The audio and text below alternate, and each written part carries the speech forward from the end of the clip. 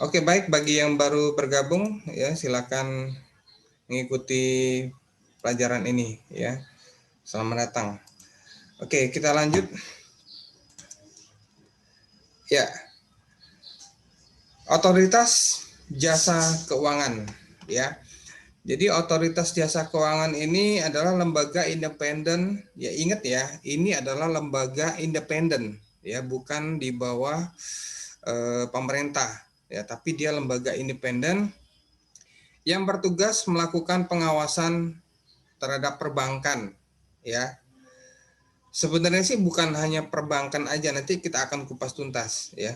OJK ini dibentuk tahun 2011 ya atas dasar Undang-Undang Nomor 21 tahun 2011 dengan tujuan diadakan OJK ini untuk mencegah terulangnya krisis moneter ya yang terjadi pada tahun 98. Nah, jadi sedikit banyak saya cerita ya mengenai kondisi kenapa sih OJK ini harus dihadirkan ya di Indonesia. Baik, OJK ya sebenarnya adalah gabungan dari dua lembaga ya, dari dua lembaga. Yang pertama adalah dari Bank Indonesia ya melalui divisinya divisi pengawasan bank ya, di mana memang konsentrasinya divisi pengawasan bank di Bank Indonesia itu ya hanya tugasnya mengawasi bank-bank yang ada di Indonesia ya, termasuk dari bank umum, konvensional, syariah maupun bank BPR. Ya, itu tugasnya divisi pengawasan bank di lembaga Bank Indonesia pada saat itu. Ya. Nah, lembaga yang kedua adalah yaitu dari Departemen Keuangan ya. Departemen Keuangan yang memiliki divisi ya ataupun namanya direktorat ya, namanya Bapepam. Ya, dulu namanya Bapepam. Apa itu Bapepam? Badan Penanaman Modal Asing ya. Nah, di mana Bapepam yang dibawa langsung oleh Departemen Keuangan pada saat itu, mereka tugasnya adalah mengawasi ya kegiatan-kegiatan atau transaksi asuransi, dana pensiun, ya, terus koperasi, ya, terus bursa efek, ya, ide exchange dan lain-lain, ya, termasuk kegiatan-kegiatan transaksi di luar dari bank, ya, itu dilakukan oleh Bapepam di bawah Departemen Keuangan pada saat itu. Nah, jadi dengan adanya kondisi bahwa keterbatasan dari institusi atau pemerintah untuk mengawasi lebih detail, lebih dalam ya terhadap kegiatan lembaga keuangan bank maupun lembaga keuangan yang bukan bank, maka didirikannya OJK ya berdasarkan dari Undang-Undang Nomor 21 tahun 2011 ya, pada saat itu dari Dewan Perwakilan Rakyat ya yang ada di Senayan ya.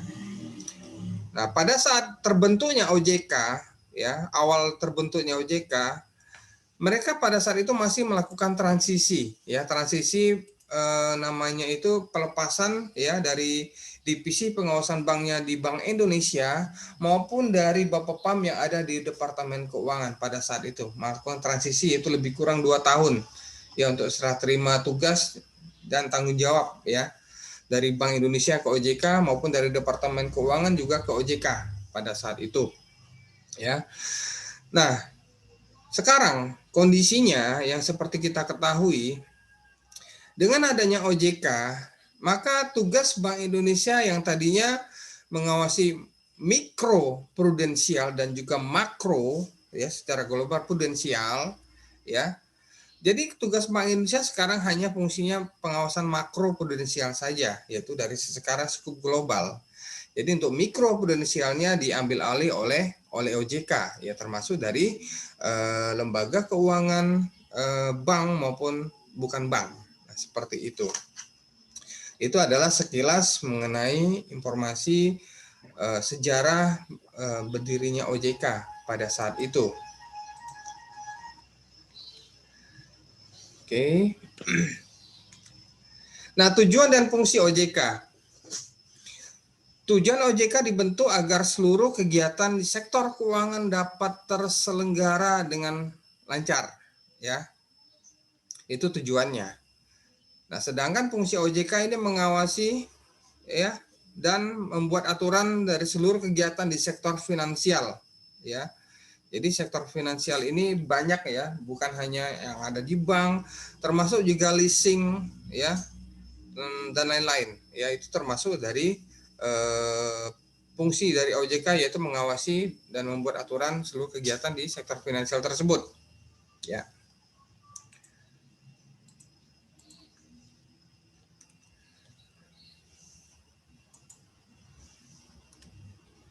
Baik, sekarang kita masuk tugas dan wewenang OJK.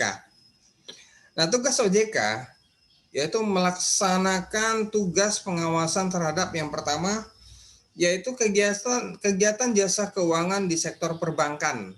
Nah, yang tadinya sebelumnya tugas ini adalah di bawah, ya, di bawah lembaga Bank Indonesia melalui divisi pengawasan banknya, sekarang udah diambil alih ke OJK, yaitu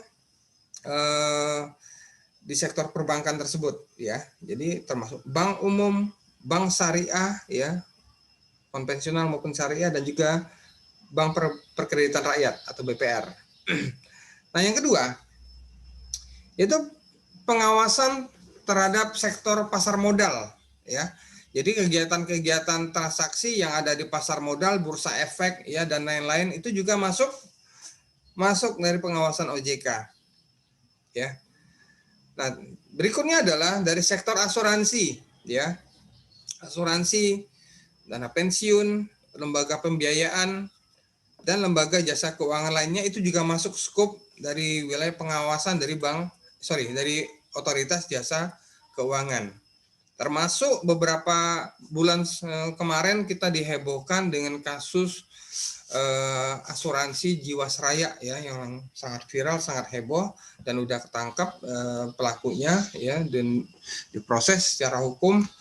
Itu banyak sekali yang mempertanyakan, ya, tugas dan wewenang OJK kok bisa kecolongan, ya, pada saat itu, ya. Kok bisa sih Jiwasraya asuransi milik negara, ya. Jiwasraya itu negara, ya, teman-teman harus tahu bahwa Jiwasraya itu adalah milik pemerintah, ya.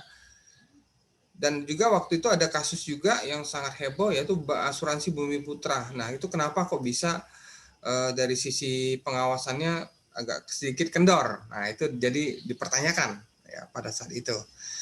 Sehingga mungkin ada beberapa wacana dari para ahli dan juga para komentar dari ekonom dan segala macam agar mengatakan bahwa agar fungsi dari Bank Indonesia perbankan itu dikembalikan lagi ke Bank Indonesia pengawasannya. Jadi artinya diharapkan nanti OJK lebih fokus kepada asuransi atau lembaga keuangan bukan bank, ya. Tapi itu hanya wacana saja, ya. Kita nggak tahu apa yang terjadi besok, ya, seperti itu. Baik.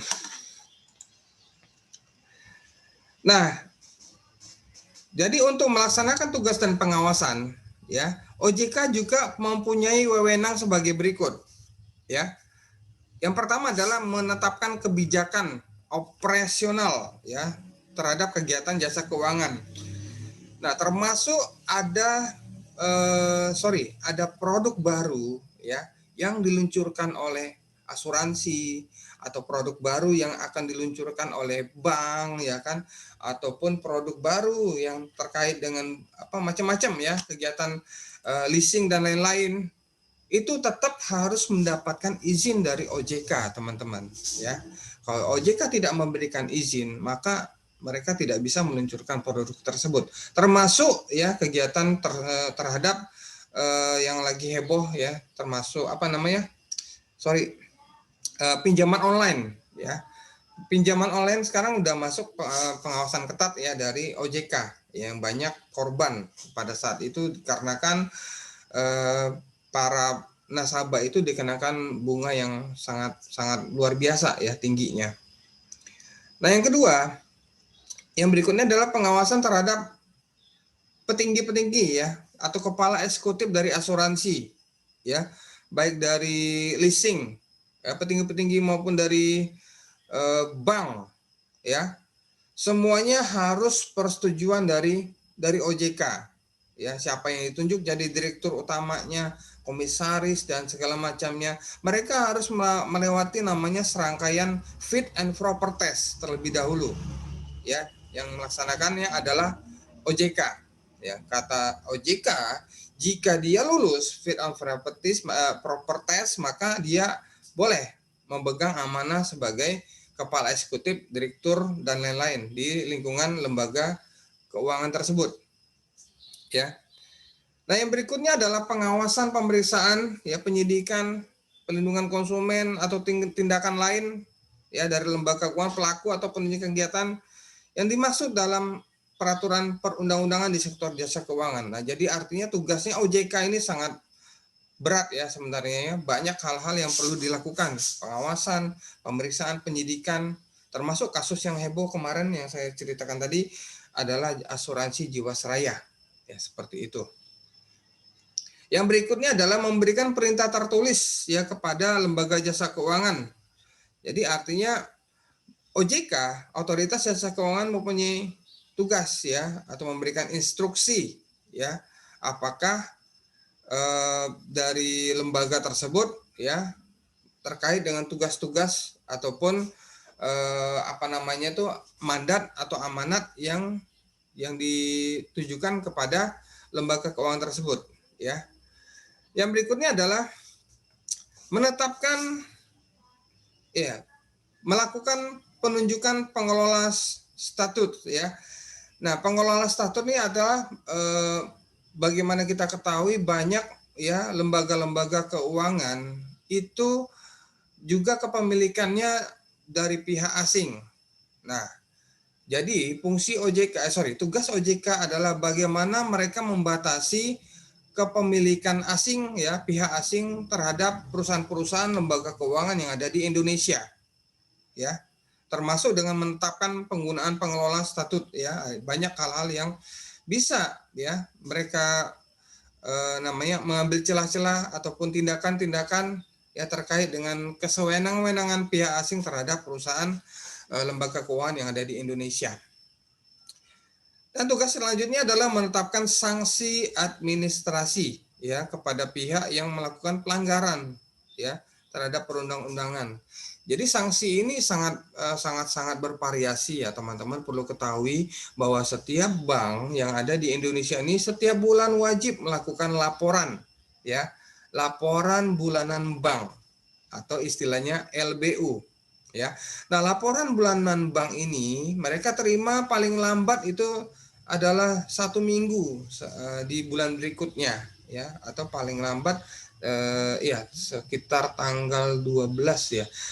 Lewat dari tanggal atau tenggat waktu yang telah ditentukan OJK, maka OJK akan memberikan sanksi ya. Sanksinya itu macam-macam, apakah berupa denda ya kan, apakah berupa penutupan ya kantor cabang ataupun kantor wilayah daerah masing-masing yang terlambat mengirimkan laporan ya, macam-macam ya. Apakah pejabatnya diganti, itu juga punya wewenang OJK. Ya, begitu juga dengan asuransi, leasing dan lembaga keuangan lainnya. Ya, baik. Nah, sanksinya yang selanjutnya adalah pencabutan izin usaha atau izin perorangan, ya, atau surat tanda terdaftarnya dicabut, ya, yang tadinya Bank A ya dicabut karena dia telah melanggar aturan atau ketentuan OJK, atau persetujuan kegiatan usahanya dicabut ya kan, atau pengesahan tentang bank atau asuransi atau leasing juga dicabut ya kan, atau membubarkan, termasuk membubarkan ya perusahaan asuransi, perusahaan bank, koperasi, dana pensiun dan lain-lain itu juga wewenang OJK. Ya, teman-teman perlu ketahui OJK berhak membubarkan perusahaan tersebut, ya, jika melanggar ketentuan OJK. Dan penetapan lain yang dimaksud dalam perundang-undangan. Nah, itu udah jelas banget, ya. Nah, oke, kita lihat di sini. Nah, di sini adalah struktur ya atau bagan dari otoritas jasa keuangan, ya, di mana OJK ini ya dikepalai oleh namanya ketua, ya, ketua OJK, ya, dan ada wakil ketua, ya, dan wakil ketua ini macam-macam ya, wakil ketua OJK di bidang apa ya, macam-macam, ada divisi-divisinya, dia membawa beberapa bidang ya, sama kayak wakil direktur lah seperti itu.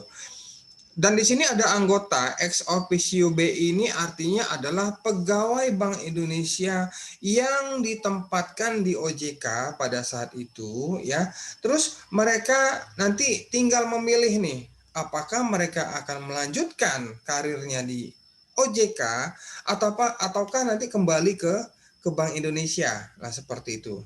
Nah, kalau dia kalau dia mengambil langkah atau menetapkan atau memutuskan saya akan berkarir di OJK, maka dia adalah anggota atau ex officio dari Bank Indonesia, ya.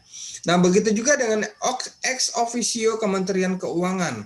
Nah, di mana tadi saya sudah sebutkan bahwa OJK juga bagian dari Bapepam, ya. Bapepamnya Badan Penanaman Modal Asing ya, dari Kementerian Keuangan, ya. Jadi dua lembaga ini dilebur jadi satu, namanya OJK.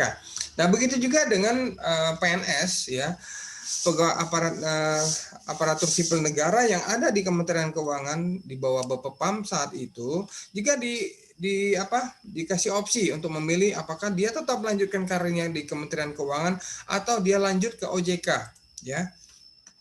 Dan di sini ada anggota Dewan Audit yang tugasnya adalah mengaudit, ya.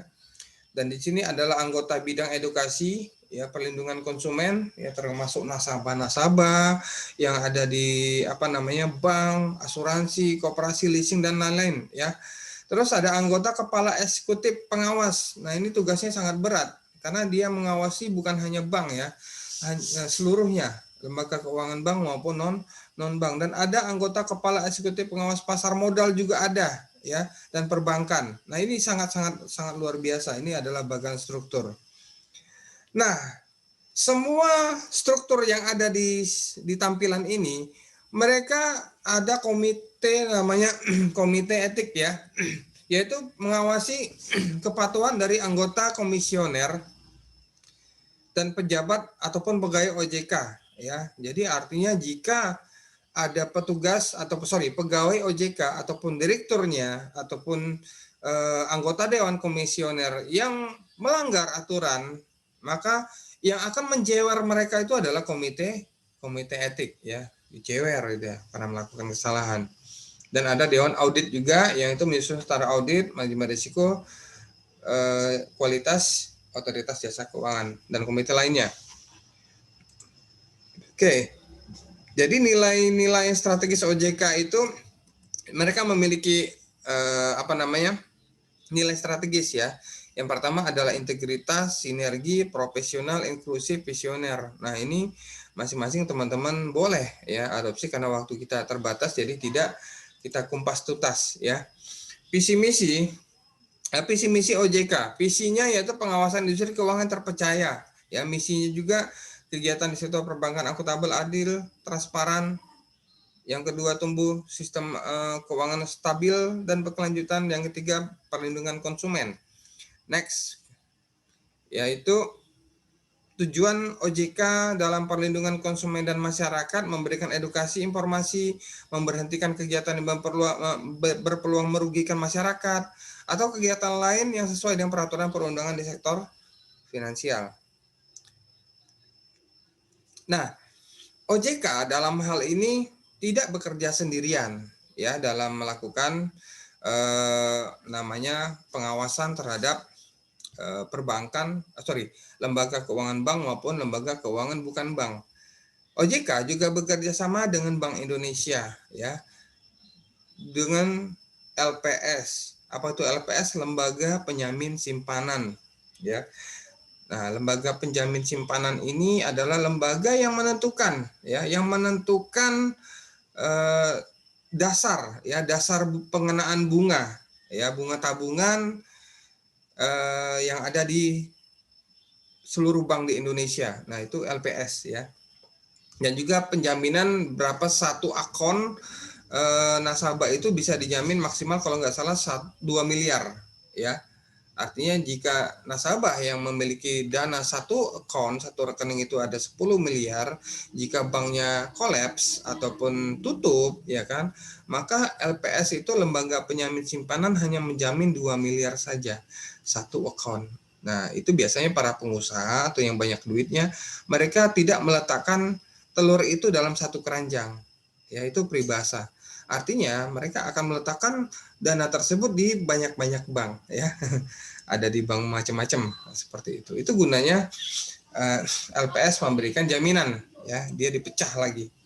Baik, kita masuk ke moneter, ya, BI, Bank Indonesia. Nah, Bank Indonesia ini sesuai dengan Undang-Undang Nomor 13 Tahun 68 itu dipegang BI dan Dewan Moneter, tapi masih dikendalikan oleh pemerintah pada saat itu. Ya, jadi campur tangan pemerintah pada tahun 1968 itu sangat kental, ya. Oke. Nah, pada Undang-Undang Nomor 23 Tahun 99, yaitu Bank Indonesia, ya, Dewan Moneter itu dihapus, ya. Tetapi pemerintah masih punya akses sedikit nih untuk mengendalikan moneter. Siapa itu? Yaitu di bawah Departemen Keuangan pada tahun 99, ya. Nah, BI atau Bank Indonesia itu lebih independen lagi pada tahun 2004, yaitu pada Undang-Undang Nomor 3 Tahun 2004. Jadi BI itu full, Bank Indonesia full, lebih independen tanpa adanya campur tangan pemerintah. Nah, jadi kedudukan Bank Indonesia ini setara dengan presiden, teman-teman, ya. Karena dia bukan lembaga di bawah pemerintah lagi atau campur tangan pemerintah. Nah, dan tidak ada intervensi, ya. Jadi pemerintah tidak boleh mengintervensi lagi karena kedudukannya adalah setara dengan presiden sesuai dengan Undang-Undang Nomor 3 Tahun 2004, ya. Baik. Status modal Bank Indonesia. Modal BI itu minimum 2 triliun dan harus ditambah paling besar 10% dari kewajiban moneter yang asal dananya dari cadangan umum atau revaluasi aset. Nah, dari cadangan umum, ya, cadangan umum ini mereka udah memiliki dana yang telah tersedia, ya, yang telah disediakan untuk mengantisipasi jika terjadinya penurunan, ya, daripada modal tersebut, ya. Nah, itu kewajiban dari Bank Indonesia juga harus menambah, ya, paling besar itu 10%, ya, setiap terjadinya namanya penurunan, ya, dari modal. Nah, dari mana sih sumbernya? Macam-macam, ya. Revaluasi aset itu artinya Bank Indonesia ini banyak, ya, kegiatan-kegiatan atau aktivitas yang mereka lakukan, ya, yang di luar daripada kegiatan moneter, ya. Bank Indonesia juga banyak memiliki anak usaha melalui yayasan YKKBI namanya, Yayasan Kesejahteraan Keluarga Bank Indonesia. Nah, yayasan YKKBI ini mereka mempunyai banyak, ya, banyak saham di berbagai perusahaan-perusahaan yang berkaitan erat dengan kegiatan yang berhubungan dengan kegiatan moneter Bank Indonesia. Nah, jadi artinya di sini Bank Indonesia juga mempunyai namanya penghasilan, tapi itu tidak termasuk, ya, dari di luar dari kegiatan moneter. Jadi harus dibedakan, ya, teman-teman, ya, kegiatan yang ada di moneter, ya, tugas fungsinya dan wewenangnya segala macam di luar dari kegiatan yang anak usahanya tadi. Nah, seperti itu, ya. Baik. Tujuan dan tugas Bank Indonesia yaitu tercapai dan terpelihara kestabilan nilai rupiah. Nah, ini tujuannya, ya, yaitu kestabilan nilai rupiah. Tujuan dan tugas itu berbeda, di mana tugas Bank Indonesia melaksanakan serta menetapkan kebijakan moneter, ya, menjaga pengaturan kelancaran sistem pembayaran serta mengatur pengawasan bank. Nah, tugas ini tadinya pengawasan bank ini ada di Bank Indonesia, ya.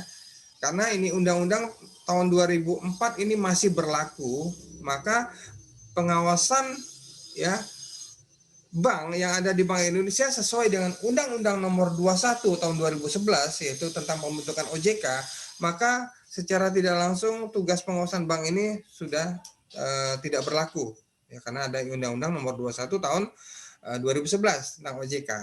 Nah, seperti itu ya. Dewan Gubernur.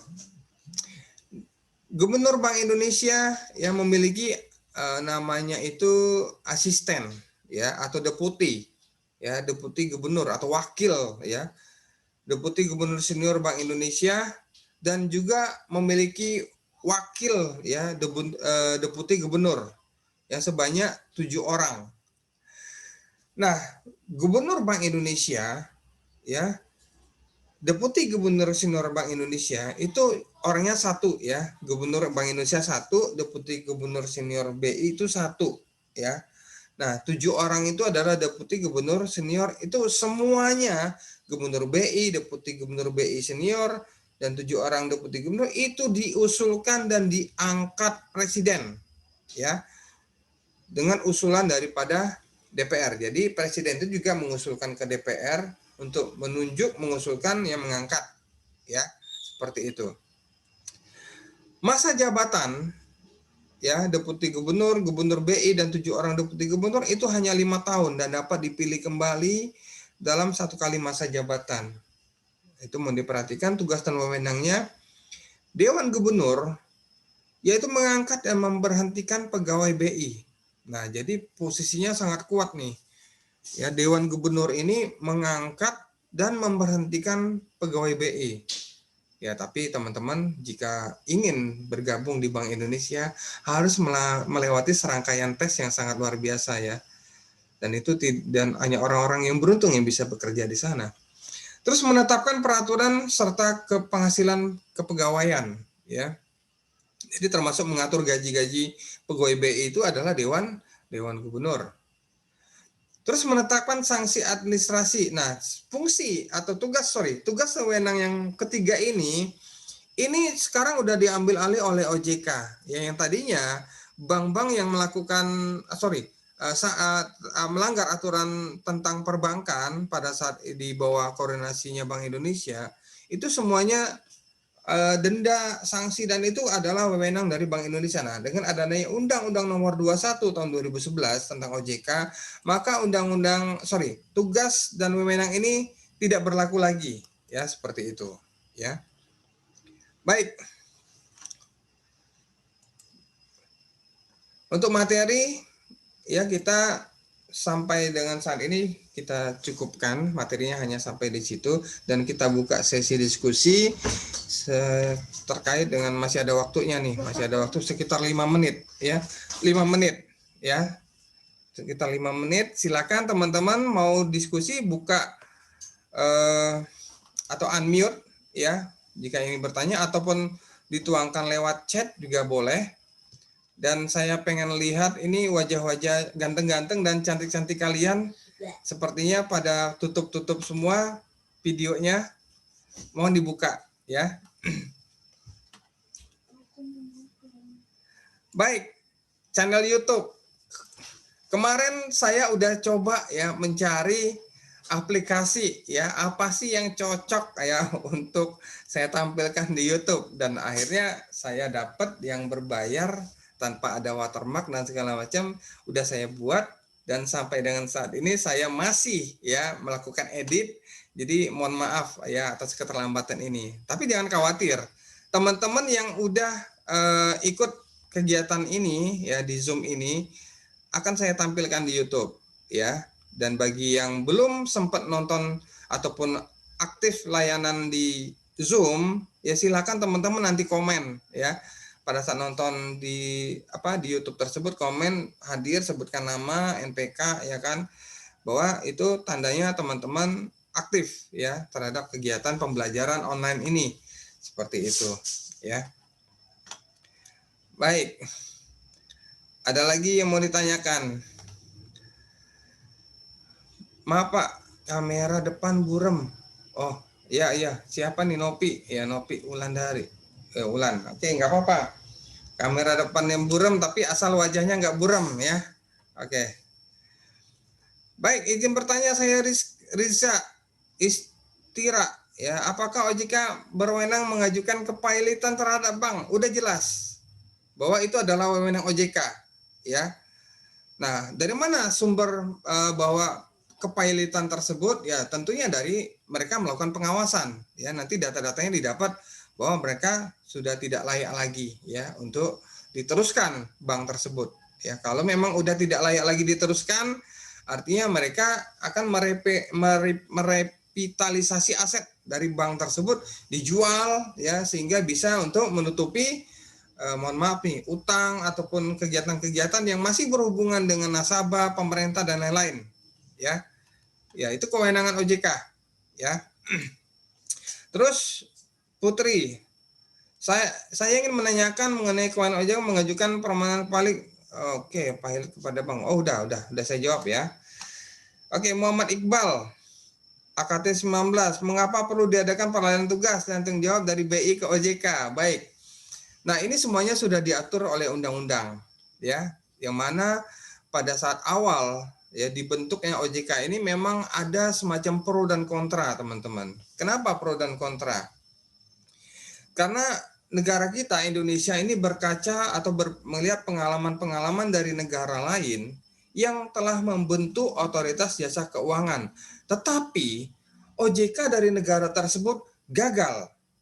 Nah, itu ada contohnya di salah satu negara yaitu Inggris. Nah, Inggris pada saat itu mereka membentuk sama ya seperti Indonesia, membentuk otoritas jasa keuangan juga di luar dari bank sentral mereka. Tapi seiring waktu berjalan, ya fungsi dan tugas pengawasan OJK terhadap bank dan kegiatan lembaga bukan bank lainnya ternyata tidak sesuai dengan ekspektasi ataupun dari yang diharapkan oleh masyarakat terhadap kinerja mereka, sehingga akhirnya otoritas jasa keuangan di Inggris itu ditutup. Ya, itu terjadi. Nah, memang pada saat itu terbentuknya OJK di Indonesia pro dan kontra saat itu. Ya, apakah ini akan menambah beban lagi? Ya kan, pada saat itu kan mereka harus mengeluarkan ya pemerintah dana yang sangat banyak untuk membentuk suatu lembaga ini, baik dari infrastrukturnya, pegawainya, terus macam-macam ya. Itu bukan gampang ya. Itu banyak dana yang dibutuhkan pada saat itu. Nah, karena udah ketok palu tentang undang-undang, maka undang-undang yang disahkan DPR itu harus dilaksanakan ya. Undang-Undang Nomor 21 tahun 2011. Nah, di situ semuanya ada tentang pengaturan OJK ya. Kenapa OJK itu harus dibentuk pada saat itu? Ya. Maaf Pak, salah kirim. Yuki, siapa nih? Oh ya. Anjayani. Oke. Taufik Ramadan. Izin Pak, saya Taufik menanya kedudukan Kementerian Keuangan paling tinggi. Kira-kira kedudukan OJK itu setara atau di bawah Kementerian Keuangan? Atau status pegawai di sana ASN atau bukan? Terima kasih. Soalnya OJK mau pengawasan dunia keuangan. Oke, baik. Perlu teman-teman ketahui, kedudukan dari otoritas jasa keuangan itu sama levelnya, sama tinggi dengan Bank Indonesia, ya. Mereka itu satu level, ya. Jadi artinya kedudukan OJK juga setara dengan presiden, teman-teman. Ya. Jadi perlu diketahui bahwa pegawai yang ada di Kementerian Keuangan yang diperbantukan di OJK pada saat itu, jika mereka memutuskan untuk berkarir di OJK, maka mereka tidak lagi menjabat atau menjadi pegawai ASN. Ya, mereka udah menjadi pegawai OJK. ASN itu hanya sebutannya yang ada di pemerintahan, teman-teman. Ya, aparatur sipil yang di bawah pemerintahan. Kalau di OJK bukan namanya ASN, ya perlu diketahui. Tapi namanya apa ya? Saya lupa namanya apa gitu ya. Nah seperti itu. Oke, cukup menjawab ya. Baik. Jadi artinya Kementerian Keuangan karena kedudukan OJK lebih tinggi ya dari Kementerian Keuangan atau dia setara dengan presiden, maka lebih tinggi OJK ya seperti itu. Maaf Pak, izin bertanya, mengapa OJK mengawasi kegiatan perbankan dan lembaga keuangan lainnya? Udah jelas ya, semuanya udah diatur di Undang-Undang Nomor 21 tahun 2011. Ya memang udah harusnya tugas mereka mengawasi lembaga keuangan bank maupun lembaga keuangan bukan bank. Ya, seperti itu. Ya. Izin bertanya Pak Putri Handayani, di luar materi, apakah boleh kami mendapat jadwal sesi kedua mengikuti Zoom pada sesi 1 Pak? Karena jam tersebut Karena pada jam sesuai jadwal saya tidak bisa mengikutinya. Oke, sebenarnya kalau teman-teman kalau mau ikut sesi kedua yaitu di sore hari boleh ya. Kalau seandainya kuotanya masih cukup, karena di sesi kedua itu saya sudah kirim di WA Group ada berapa kelas ya, termasuk yang kelas sore gitu. Nah, kalau seandainya itu boleh ikut aja ya. Tapi nanti kasihan teman-teman yang kelas sore juga banyak pesertanya ya. Oke. Izin Pak, saya Anissa Ambar. Setelah didirikan OJK, apakah fungsi pengawasan sudah berjalan dengan baik? Baik. Sebenarnya di fungsi pengawasan bank itu orangnya itu juga. Kenapa? Mereka dari Bank Indonesia diperbantukan ke OJK otomatis ya.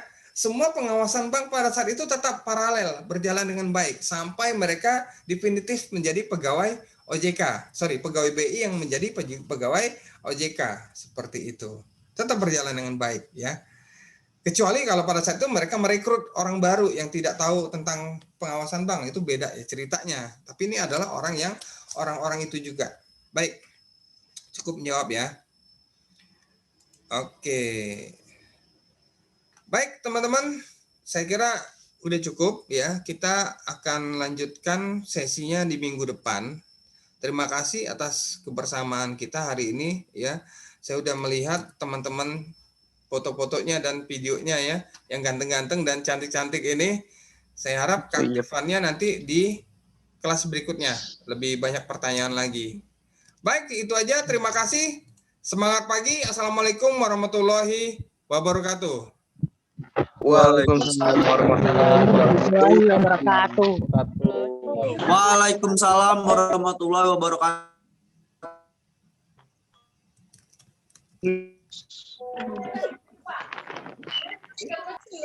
Teman-teman ada yang ikut demo nggak nih teman-teman? Boleh. Kumpul aja. Ayo no. Yo, demo yo. Jangan lupa.